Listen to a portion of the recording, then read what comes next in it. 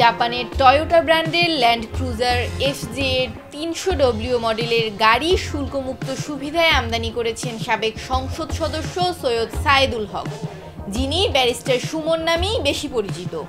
গত 7 জানুয়ারির নির্বাচনে স্বতন্ত্র প্রার্থী হয়ে তিনি প্রথমবারের মতো সংসদ সদস্য নির্বাচিত হন। গাড়িটির আমদানি মূল্য 1.5 কোটি টাকার কম, তবে শুল্ক কর পরে প্রায় 10 কোটি টাকা। এরপর আমদানিকারক প্রতিষ্ঠানের বিভিন্ন খরচ ও মুনাফা যোগ হয়ে গাড়িটি বাংলাদেশের বাজারে বিক্রি হওয়ার কথা প্রায় 12 কোটি টাকায়। তবে সংসদ সদস্যরা নিজেদের শুল্কমুক্ত সুবিধায় আমদানি করলে ছাড় পান প্রায় 10 কোটি টাকা। কার্যত তারা 12 কোটি টাকার গাড়ি কিনতে পারেন 1.5 কোটি টাকায়। সংসদ সদস্যদের এই সুযোগ দেয়া শুরু হয় এরশাদের আমলে।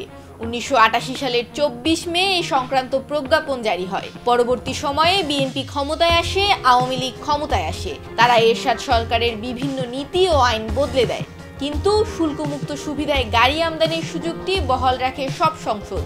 এখন সংসদ সদস্যরা 5 বছরে একটি গাড়ি আমদানি করতে পারেন। দ্বিতীয় সর্বোচ্চ দামি গাড়ি এনেছেন মাগুরা 1 আসনের সাবেক সংসদ সদস্য ও ক্রিকেটার সাকিব আল হাসান। গত 30 জুলাই তিনি গাড়িটি খালাস করেন। তিনি গাড়ি এনেছেন সিঙ্গাপুরের Toyota Tsusho Asia Pacific private limited থেকে। তার গাড়ির ব্র্যান্ডও Toyota LC station wagon GRS।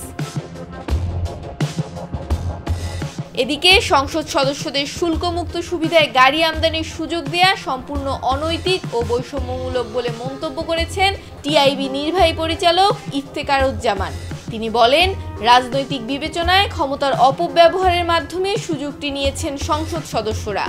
অন্তর্বর্তী সরকার সংসদ সদস্যদের শুল্কমুক্ত সুবিধার গাড়ি সহ সব বৈষম্যমূলক নীতি তাদের সংস্কারের মধ্যে রাখবে বলে আশা তার।